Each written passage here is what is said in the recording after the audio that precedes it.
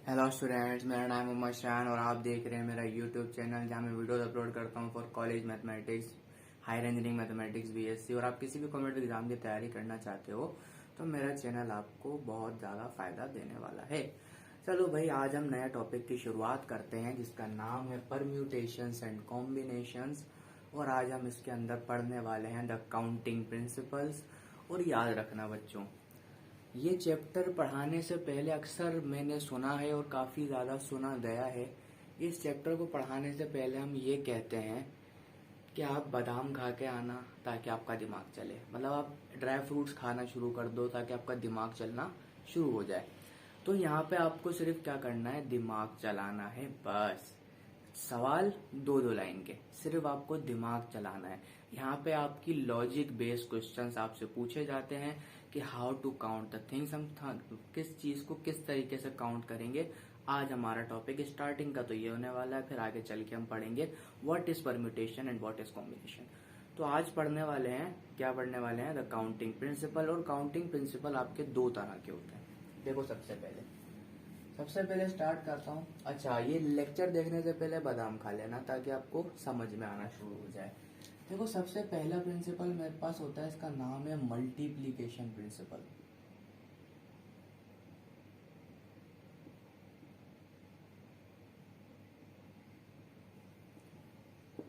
बच्चों, multiplication principal हमें क्या कहता है, बहुत सी किताबों में लिखा होता है लेकिन हम उसकी लैंग्वेज कुछ इस तरह की होती है, हम समझ नहीं पा रहे होते सर के क्या कहना चाह रहा है हमसे मल्टीप्लीकेशन प्रिंसिपल। तो आज सुन लो क्या कहना चाहता है। मल्टीप्लीकेशन प्रिंसिपल बोलता है, मान लो आपके पास कोई एक काम है, कोई भी एक काम है जो आप करते हो या फिर आपको मिला कोई एक काम, उसको करने के यानी उसको मुकम्मल करने के जितने भी वेज होंगे, काम जब तक मुकम्मल नहीं होगा जब तक तो हम करते रहेंगे। उस काम को मुकम्मल करने के, अगर मैं कहता हूं आपके पास कोई भी एम वेज हैं और वही काम मुकम्मल नहीं हो रहा, उसमें कोई एन वेज भी लग रहे हैं, बात को समझना। वैसे आपको ये समझ में अभी नहीं आएगा जब तक मैं एग्जाम्पल नहीं दूंगा, एग्जाम्पल देने से आपको बात समझ में आएगी।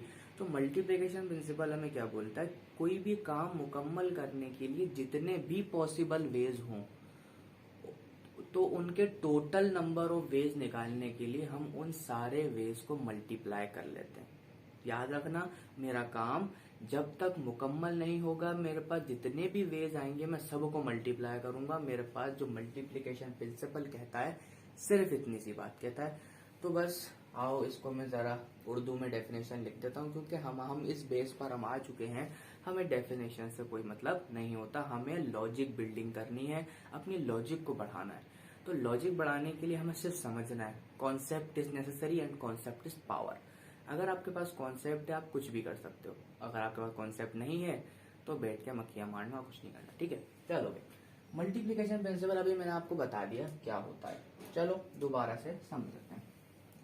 मैं कहता हूं जब तक, मैंने बोला जब तक, व्हाट्सएप इंग्लिश है थोड़ा देखना, जब तक कोई काम एम वेज में हो रहा है, कोई भी काम एम वेज में हो रहा है, कंप्लीट नहीं लिखा है, काम मुकम्मल नहीं हो रहा है, और वही काम एन वेज के अंदर भी हो रहा है। वेज का मतलब तरीके, किसी काम को करने के तरीके होते हैं, ये तो आप सबको जानते हो, रियल लाइफ है। अब कोई भी काम जब तक एम वेज में हो रहा है और मुकम्मल नहीं हो रहा है, वही काम एन वेज के अंदर भी पॉसिबल है, हो रहा है, तो आपने क्या करना है, सिर्फ एम मल्टीप्लाई एन करते जाना है बस। मल्टीप्लीकेशन प्रिंसिपल आपको सिर्फ इतना कहता है, इससे ज्यादा बात आपसे नहीं करेगा। ठीक है, ये होता है मेरे पास पहला प्रिंसिपल के, दोबारा बता देता हूँ, ये कोई भी ऐसा काम हो जिसको करने के एम वेज हैं, ठीक है, मुकम्मल नहीं हो रहा है, फिर बता रहा हूँ, काम मुकम्मल करना है, जब तक आपका काम मुकम्मल नहीं होगा आप नहीं छोड़ोगे। ये तो बात ऑब्वियस सी है कि भाई जब तक काम मुकम्मल नहीं होता हम नहीं छोड़ते। तो भाई कोई भी काम करने के आपके पास एम वेज है और वही काम एन वेज में भी हो रहा है और उन एम क्रॉस एन को मिलाकर पूरा काम हो रहा है, तो आप क्या करोगे, सिर्फ उन दोनों वेज को या जितने भी पॉसिबल वेज हैं उनको मल्टीप्लाई कर लोगे बस, और कुछ नहीं करना। ठीक है, अब आ जाता है आपके पास नंबर 2 पर एडिशन प्रिंसिपल। एडिशन प्रिंसिपल हमसे क्या कहता है,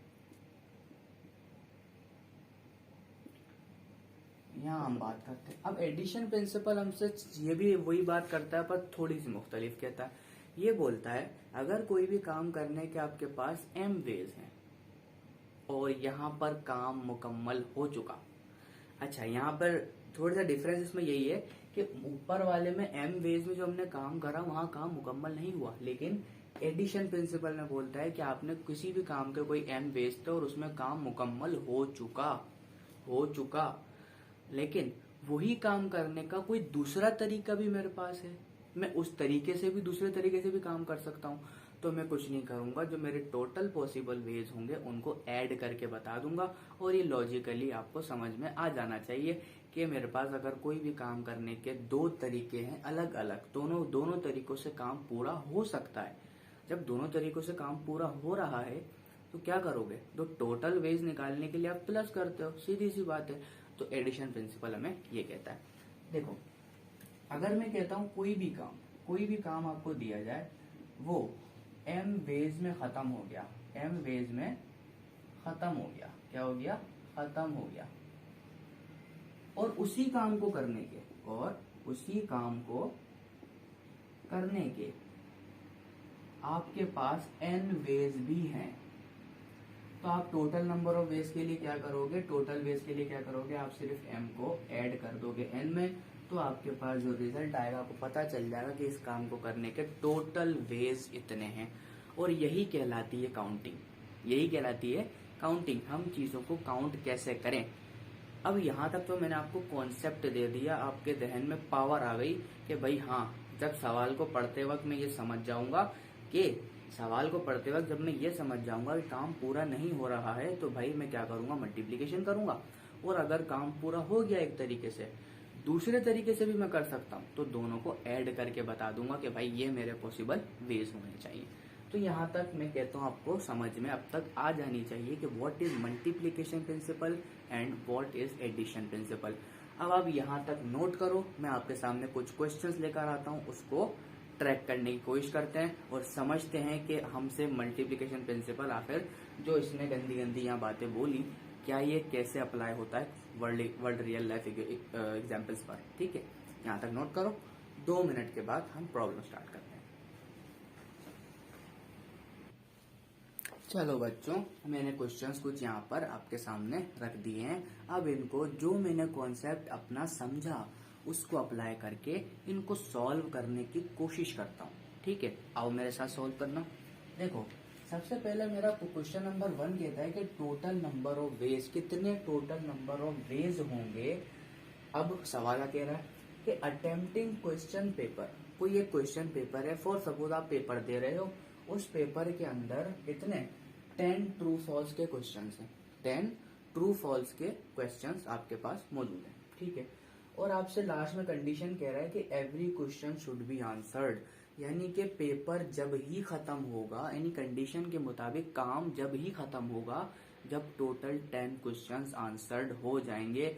यहाँ पे एक बात आपके दिमाग में जरूर अपना अटैक करेगी, वो क्या बात होगी यार, बहुत से बच्चे क्या करते हैं, क्वेश्चन पेपर खाली दे देते हैं। बहुत से बच्चे क्या होते हैं, 5 क्वेश्चंस करते हैं, 5 खाली छोड़ देते हैं, 8 करते हैं, 2 खाली छोड़ देते हैं। लेकिन यहाँ पर जो आपको कंडीशन दी गई है, यहाँ पे बोला गया है कि आपको हर सवाल का आंसर देना है जब तक 10 पूरे नहीं हो जाते। जब तक 10 पूरे नहीं होंगे आपका काम पूरा नहीं होगा। तो मैं आपको उसी तरीके से एग्जाम्पल समझाऊंगा जैसे कि मैंने मल्टीप्लीकेशन और एडिशन प्रिंसिपल आपको समझाया। अब गौर से देखना कि भाई, अब देखना यहाँ पर गौर से देखो, मैं क्वेश्चन नंबर 1 समझाने लगा। देखो आपके पास मान लो कि ये कोई, मतलब मैं आपको एक नंबर अपना 10 क्वेश्चंस का पेपर बना देता हूँ, 1 2 3 4 5 6 7 8 9 10। ये मेरे पास 10 क्वेश्चंस हैं। देखो 1 2 3 4 5 6 7 8 9 एंड 10।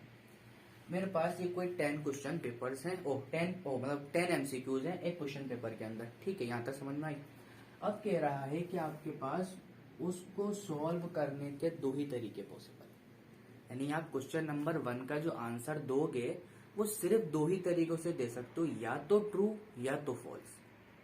भाई यही तरीका हो सकता है ना, कि आप या बोलोगे आप सही है या बोलोगे स्टेटमेंट गलत है। 2 ही तरीकों से आप अपना आंसर दे सकते हो। ये बात समझ में आती है? ठीक हो गया। अब अगर मैं कहता हूं मैं अपना पहला क्वेश्चन अटेम्प्ट करता हूं, तो मैं उसका आंसर कितने पॉसिबल वेज से दे सकता हूं? Only 2 possible ways.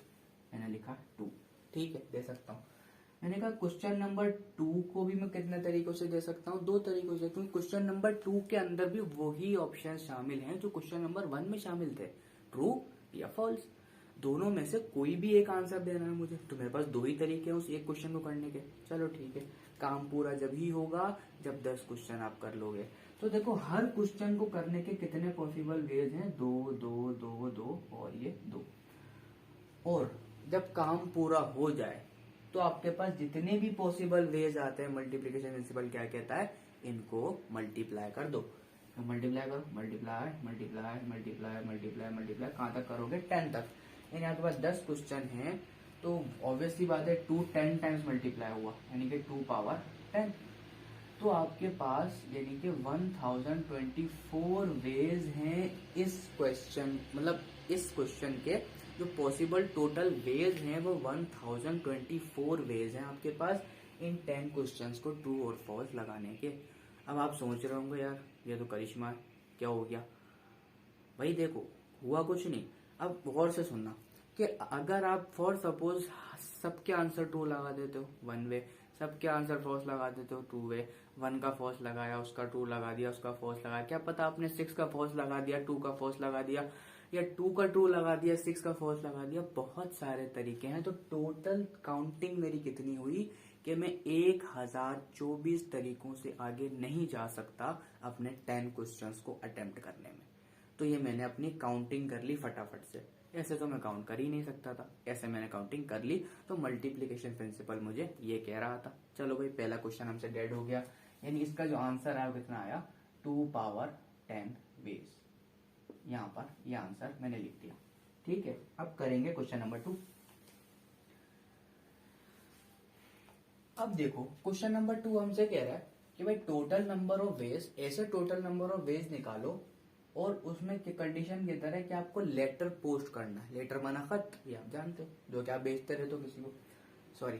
अच्छा देखो, 3 लेटर्स हैं आपके पास और आपके पास 4 लेटर बॉक्सेस हैं आपके सामने। मैंने बोला आपके सामने कितने? 4 लेटर बॉक्सेस। मान लो एक लेटर बॉक्स ये, दूसरा ये, तीसरा ये और चौथा ये लेटर बॉक्स 1 था, ये लेटर बॉक्स 2 था, ये लेटर बॉक्स 3 था, लेटर बॉक्स 4 था।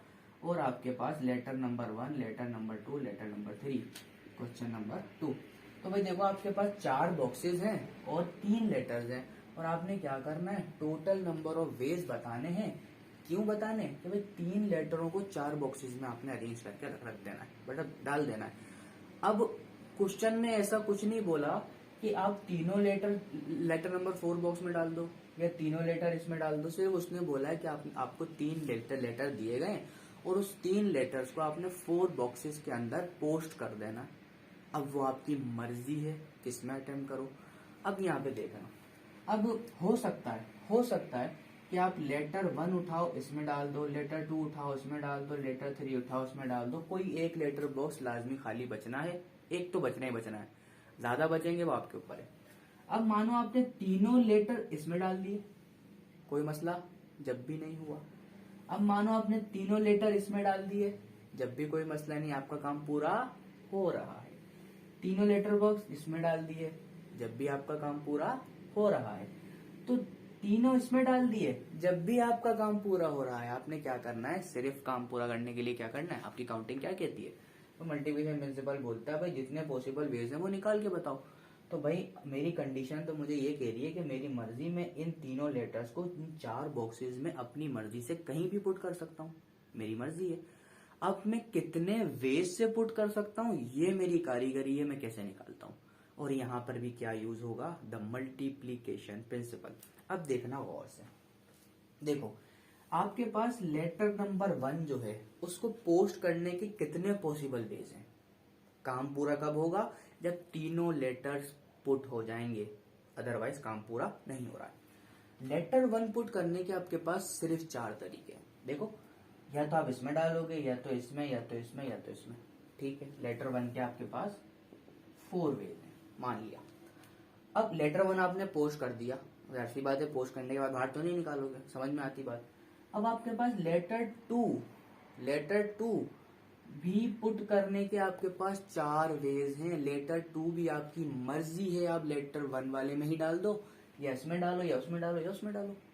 समझने वाली बात। तो भाई देखो, लेटर 2 के भी आपके पास 4 वेज हैं। इसी तरह लेटर 3 के भी आपके पास 4 ही वेज हैं। सही ऐसी बात है ना भाई, तीनों एक में डालोगे जब भी 4 तरीके, मतलब किसी भी कुछ भी करो 4 तरीके हैं, क्योंकि आपके पास 4 बॉक्सेस मौजूद हैं। तो आपने क्या किया, इस लेटर 3 को भी 4 वेज से डाल दिया। या तो इसमें डालूंगा, या तो इसमें डालूंगा, या तो इसमें डालूंगा, या तो इसमें डालूंगा, ये मेरी मर्जी है। चलो ठीक है, मैंने कहा लेटर नंबर 3 के भी 4 वेज है। अब मैंने तीनों लेटर्स को पोस्ट कर दिया।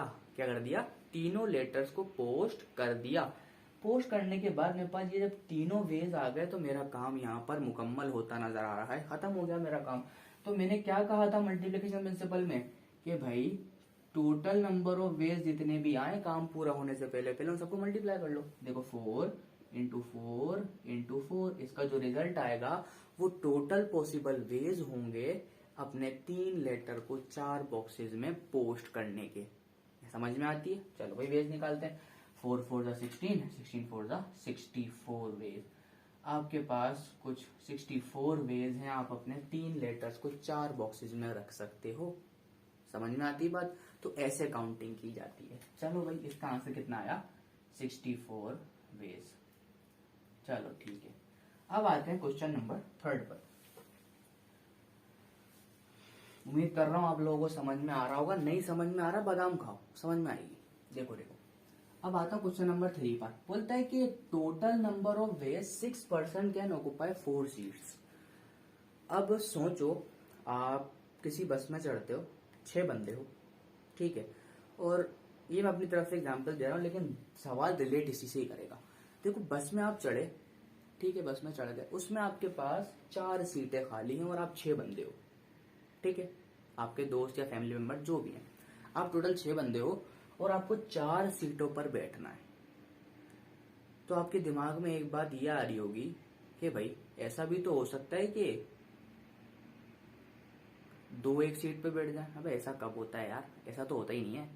आप भाई, हम लड़के कर रहे होते हैं कभी कभार ऐसा, तो एक के ऊपर एक बैठ जाता है, लेकिन नहीं, यहाँ पर कंडीशन आपके पास क्या कह रही है, the total number of veg 6% can occupy 4 seats. तो इसका मतलब क्या होगा, एक कुर्सी पर एक ही बंदे को बैठना है। अब देखो यहाँ पर आपके पास 6 पर्सन से और 4 सीट है। देखो 1 seat, seat number 2, seat number 3 और seat number 4, S1 S2 S3 and S4। ये आपके पास क्वेश्चन नंबर 3 है। अब आपके पास कितने पर्सन हैं, 6, person 1, person 2, person 3, person 4, person 5 and person 6। आप 6 बंदे हो और आपको 4 सीटों पर बैठना है। तो कितने पॉसिबल वेज से आप उन सीटों पर बैठ सकते हो, ये निकालना है। तो देखो दिमाग में कॉन्सेप्ट जनरेट होता है, वो क्या होता है, दिमाग में कॉन्सेप्ट जनरेट होता है कि भाई अब सोचो, दिमाग में इमेजिन करो 4 सीट्स हैं, आप यहाँ बैठ गए, आपका भाई यहाँ बैठ गया, आपका दोस्त पीछे बैठ गया और उसका भी एक दोस्त था वो पीछे बैठ गया। अब जरूरी नहीं है कि आपका भाई आपके बराबर में बैठेगा, वो दोस्त भी आपके साथ बैठ सकता था। भाई पॉसिबल वेज तो बन रहे हैं ना भाई, मुझे क्या करना है, सिर्फ 4 सीटों पे अरेंज करना है। वो बैठ तो सकता था ना, ठीक है भाई, मान लिया वो बैठ सकता था। तो अब यहाँ गौर से देखना कि भाई यहाँ पर समझ में आती है कि अगर एक बंदा एक सीट पर बैठ गया, इसके बाद कोई दूसरा बंदा उसकी जगह नहीं ले रहा है, बैठ गया तो बैठ गया, चलो ठीक है भाई। अब मैंने कहा पर्सन 1 इस सीट पर बैठ जाता है, तो इस पर्सन 1 के पास टोटल कितने वेज हैं इन 4 सीटों पर बैठने के। उसका दिल करेगा वो यहाँ बैठेगा, उसका दिल करेगा वो यहाँ बैठेगा, इसका दिल करा मैं यहाँ बैठ जाऊं, कोई मसला नहीं, बैठ जाओ, यहाँ भी बैठ जाओ, ठीक है, कोई मसला नहीं, ठीक है, बैठ जाओ। अब इस पर्सन के पास टोटल 1 2 3 4, पर्सन 1 के पास आपके पास टोटल 4 वेज हैं इस कुर्सी पर बैठने के। पर्सन 1 के पास 4 वेज हैं। अब देखो भाई, पर्सन 1 तो कैंसिल हो गया, बैठ गया, ठीक है, बात करते हैं आगे। अब आपके पास टोटल 5 पर्सन बचे और 3 सीटें बच गई। अब देखो पर्सन 2 जब बैठेगा ना, तो एक बंदा तो बैठ गया, उसके पास 3 तरीके हैं कुर्सियों पे बैठने के, या तो वो साथ में बैठेगा, या पीछे बैठेगा, या उसके बराबर में बैठ जाएगा। तो भाई पर्सन 2 के पास भी कितने वेज हैं, 3 वेज हैं, मान लेते हैं, ठीक है। अब यहाँ पर गौर करने वाली बात है, वो क्या बात है? चलो जी, यहाँ पे हम समझ रहे थे। अब देखो मैंने क्या कहा, मेरे पास 6 बंदे थे, थोड़ा समझना। अब मैंने आपको कॉन्सेप्ट थोड़ा सा घुमा दिया था। अब देखो यहाँ समझना, अगर मेरे पास टोटल 6 बंदे हैं तो मेरे 6 बंदे इन 4 सीटों पर बैठ सकते हैं। पहले बंदे के पास या पूरे 6 बंदों के पास पहले कुर्सी पर बैठने के 6 तरीके हैं। भाई 6 में से कोई भी बैठ जाए, P1 के पास 6। यहाँ समझना, पहले मैंने क्या बात करी थी कि भाई P1 बैठ गया तो अगला कोई नहीं बैठ सकता। तो यहाँ पे देखो सीटें तो कम है, मेरे को 2 बंदों को ऑब्वियसली खड़ा रखना पड़ेगा, ऐसे ही है। तो यहाँ गौर से देखना कि अगर P1 से लेके P6 तक है तो इसका मतलब ये हुआ कि मेरे इन 6 बंदों में से कोई भी एक बंदा यहाँ पर बैठ जाएगा। तो पर्सन्स के पास तो 6 तरीके हुए। ये तो मैं गलत सोच रहा था, अब सही सोचो। अब देखो यहाँ पर आपको कॉन्सेप्ट जनरेट हो रहा है, आपने गलती की, आपका कॉन्सेप्ट जनरेट हुआ कि भाई मैं ऐसा कर रहा था लेकिन ऐसा भी हो सकता था। अब ऐसा देखो, अब देखो भाई P1 में आपके पास 6 बंदे हैं, जब इस पे बैठ जाएंगे तो कितने बंदे कितने पॉसिबल वेज हो सकते हैं? 6। बैठ गया। दूसरे के पास 5 पॉसिबल वेज हो सकते हैं, 5। तीसरे के पास 4 पॉसिबल वेज हो सकते हैं। मैंने कहा पर्सन 3 के पास 4 वेज हो सकते हैं बैठ जाने के। यानी कि मतलब ये हुआ कि इन 6 बंदों में से हमने देखना है, उनके पर्सन ज्यादा है। पर्सन ज्यादा है तो हमने इसमें से देखा कि भाई पर्सन 1, इन 6 में से कोई भी एक बैठ जाएगा, 6 तरीके। इनमें से कोई एक बैठ गया तो 5 तरीके, उसमें से 2 बैठ गए तो 3 तरीके हो जाएंगे, 4 तरीके हो जाएंगे। इस तरह पर्सन 4 के पास 3 तरीके हो जाएंगे। अब देखो 4 बंदे बैठ चुके हैं, बैठ गए 4 बंदे। जब 4 बंदे बैठ गए तो यहाँ समझना बात को कि भाई जब मेरा 4 बंदे बैठ गए, मेरी सीट्स पूरी फिल हो गई। पूरी फिल होने के बाद क्या हुआ, मेरा काम मुकम्मल हो गया। जब काम ही मुकम्मल हो गया तो उसका मतलब क्या कह सकता हूँ, टोटल नंबर ऑफ वेज मैंने निकाल लिए, बस मल्टीप्लाई करना रह गया। तो भाई इन सबको मल्टीप्लाई कर दो, 6, 5, 4 एंड 3। 6 5 30, 34 120, 123 360 वेज। यानी आपका मतलब क्या हुआ भाई कि ये जो 6 बंदे हैं इन 4 सीटों पर 360 वेज से बैठ सकते हैं। आप बोलो सर कैसे? फिर बताओ, चलो बताता हूँ। अब देखो पर्सन, अब जरूरी नहीं कि यही 4 बंदे बैठने और इन दोनों को खड़ा होना है। ये 4 बंदे भी बैठ सकते थे, ये भी बैठ सकते थे, ये भी बैठ सकते थे, या ये 2 बैठते, ये 2 बैठते, कोई भी बैठ सकते थे। किसी 2 बंदों को खड़ा होना था। तो यहाँ पर आप जितने पॉसिबल वेज कैलकुलेट करते जाओगे टोटल आपके पास 360 तरीके निकलेंगे किसके किसके बंदों को बिठाने के। तो यहाँ तक हमें समझ में आती है कि भाई ये भी हमने कैलकुलेट कर लिया। और मैंने छोटी सी मिस्टेक इस वजह से की थी ताकि आपके दिमाग के अंदर एक कॉन्सेप्ट जनरेट हो जाए कि यार सर ऐसा कर रहे हैं कि भाई इसमें इसको बिठाते जा रहे हैं, तो ऐसा कैसे पॉसिबल है कि P1 ही बैठ गया तो P1 उठेगा नहीं। यहाँ पे आपके दिमाग में कॉन्सेप्ट जनरेट होना चाहिए था कि P1 बैठ गया तो फिर क्यों नहीं उठ रहा P2? बाप का राज है उसके, नहीं उठा सकते, कोई भी बैठ सकता है ना। तो ऐसे वेज हमें सोचना है और कैलकुलेट करके दिखाना है। ठीक हो गया। अब आते हैं क्वेश्चन नंबर 3 हो गया 4 पर। अब 4th क्वेश्चन बड़ा मजेदार है, जरा देखिएगा कैसे। चलो जी, 4th क्वेश्चन कहता है मेरे पास इन अ हॉल, एक हॉल के अंदर 11 पर्सन्स प्रेजेंट हैं। यानी कि आपके पास 11 बंदे एक हॉल के अंदर पॉसिबल मतलब प्रेजेंट है। कह रहा है कि वो आपस में जब हैंड शेक करेंगे, दूसरे सलाम करेंगे, मुसलमान होंगे ऐसी बात है, तो वो जब वो पॉसिबल हैंड शेक करेंगे तो कितने हाथ वो मिलाएंगे? 11 के 11 बंदे आपस में। बोलोगे भाई क्या बात कर दी, बड़ा मुश्किल काम हो गया। लेकिन देखो बड़ा आसान है, गौर से देखना। अब देखो मैं 11 बंदों को बनाता हूं। मैंने कहा देखो A B C D E F G H I J and K। Check करो, 1 2 3 4 5 6 7 8 9 10 11 हो गए। अब मैंने कहा ये 11 वेज हैं, मतलब 11 पर्सन हैं जो कि एक हॉल में मौजूद हैं। अब मैंने कहा ये A में हूं, मान लिया मैं हूं, तो मैंने इससे हाथ मिलाया, मैंने इससे भी हाथ मिलाया, इससे भी मिलाया, इससे भी मिलाया, इससे भी मिलाया और सबसे मिलाता चला गया। मैंने टोटल 11 हाथ मिला लिए। क्या 11 हाथ मिलाऊंगा? अरे मैं तो अकेला खुद हूं ना, मैं तो 10 हाथ मिलाऊंगा, जाहिर सी बात है। सोचो, अगर मैं अकेला हूं तो मैं 10 हाथ मिलाऊंगा, टोटल 11 बंदे थे, मुझे तो निकाल दो ना, क्योंकि मैं तो हाथ मिला रहा हूं। मैंने कहा मिला लिया, ठीक है। जब मैं इससे हाथ मिला लूंगा तो मेरे पास टोटल पॉसिबल वेज है 10। और यहाँ देखो सवाल में एक बात बोली गई है कि हैंड शेक करना है। ये नहीं बोला गया टोटल हैंड शेक ही कितने सारे होंगे, नहीं, आपका काम यहाँ पे खत्म हो चुका।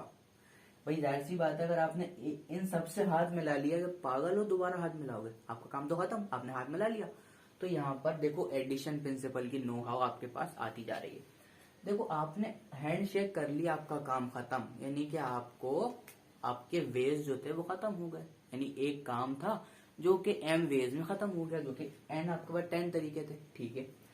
अब देखो जब ये बी वाला बंदा हाथ मिलाएगा दूसरे से, तो अब वो आपसे हाथ दोबारा नहीं मिलाएगा, क्योंकि वो पागल नहीं है।